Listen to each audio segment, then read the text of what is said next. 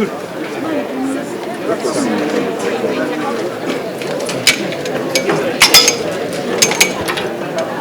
is that the application for withdrawal by the petitioner was incomplete.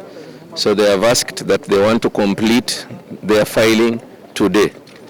So the judges have said all filing documents should be done by Saturday, and then you will hear the application for withdrawal next week. So that's what happened. Nothing.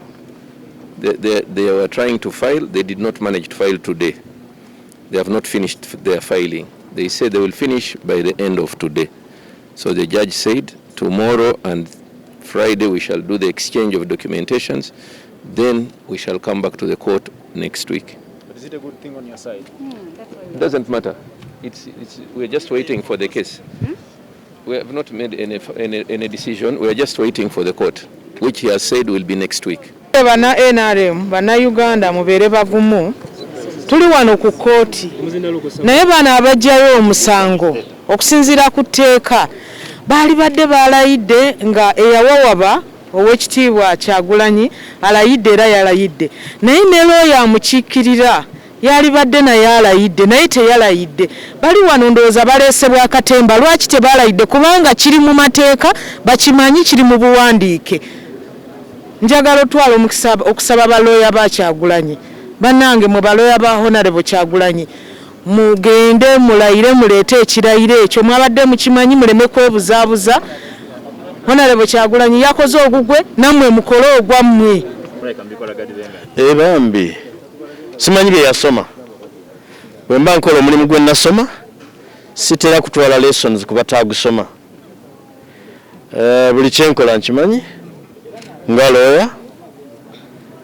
Era bwe balowooza nti nno kiri fatal bandikirezinze mu kooti. Obujulizi bufairingibwa nga bugenda mu maaso. So na filing application eno olwaleero okubeera nti etuukawo omusango ogube nga tugenda mu maaso nga ate tugenda gujjayo. Ekyo nakikoze. Biki ebirala bye tulina okukola tujja bikola okusinziira mu kumanya kwaffe so si mbutamanya bw'abalala. Bagamba mbuno mukozesa akakodyo okuwakagala okudulayinga omusango guno n'okubeeza abantu mu kooti bemuwawaabira ensonga naddala mu abanamateeka. Anti omusango baaguzza bagumire kooti n'ebirala. Baagala kutegeeza nti tebamanyi nsonga lwaki bali mu kooti. Ekyo mukyalo omumba ani yamuwaabira. Yes, simuwaabirangako. Siwaabiranga ku kibiina kye kya NRM.